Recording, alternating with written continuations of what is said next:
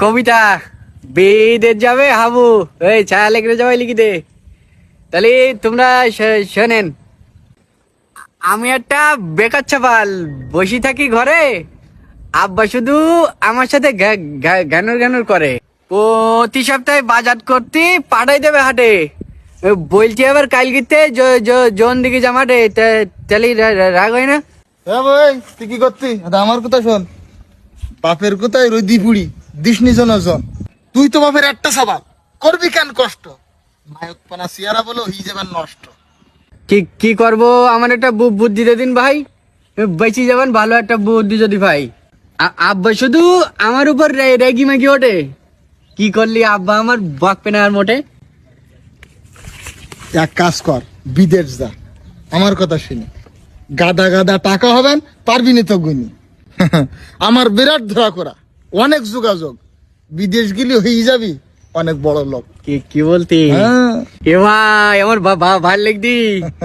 কিরাম কিরাম হইতি এই এক্ষুনি তালি বাড়ি গে আব্বার সাথে কতি দরকার হলি তুইও এখন আমার সাথে চল।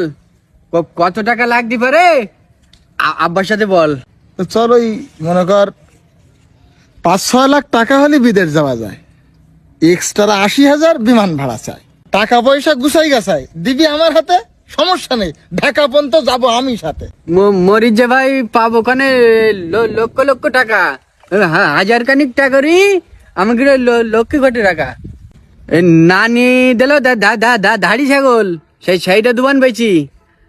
আরো খানিক টাকা হবে না, আমাকে পুকুর কানা বেচি। বুঝতে পেরেছি?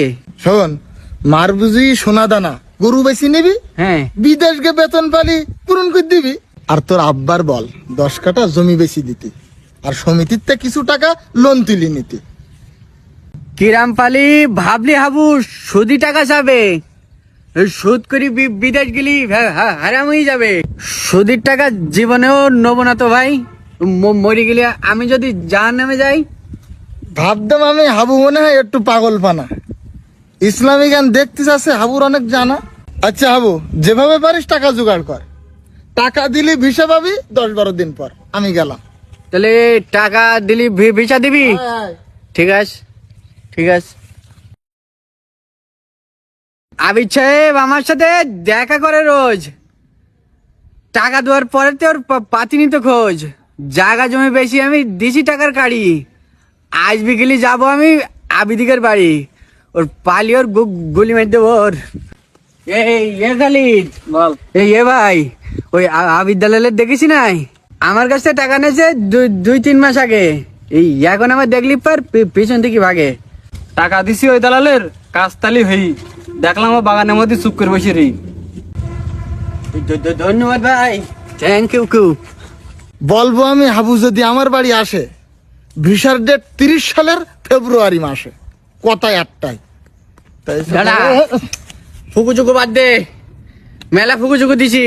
হাবু তোর ভিসা আনতি, হ্যাঁ কাল দিছিলাম ঢাকা, বাসের মধ্যে ডাকাত পুরি কাড়ি নেস টাকা। 2-3 মাস ঘুরেছি, তুই টাকা কোনো নে, মিথ্যি কথা বলিস নি তুই। টাকা ফিরিয়ে দে, এই 1 কিলি তোর নাক ফাটাবো, হাতে এরম জোর। টাকা ফেলি কথা কত গলি মারি তোর। হ্যাঁ থাকো। এই হাপ! তোর মতন দালালটাও বাট পার আছে যারা, পুলিশের কাজ ধরাই দেবো, গুলি মারুক তারা। চল ওইসব ফুকুচুকু বাদ দে। আচ্ছা, আমি তো দেখা